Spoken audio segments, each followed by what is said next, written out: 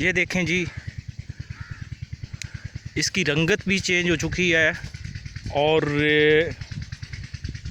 ये पौधा आपके सामने है। पहले वाली वीडियो भी आपने देखी और ये वीडियो भी देखें कि कितना फ़र्क हुआ है 10 दिनों में। ये बैक्टीरिया कल्चर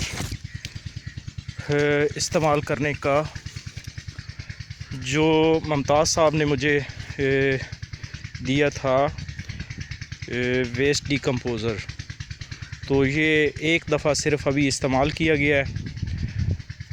जो बुखारी साहब ने दिया था वो हमने दूसरे एकड़ को कल लगाया।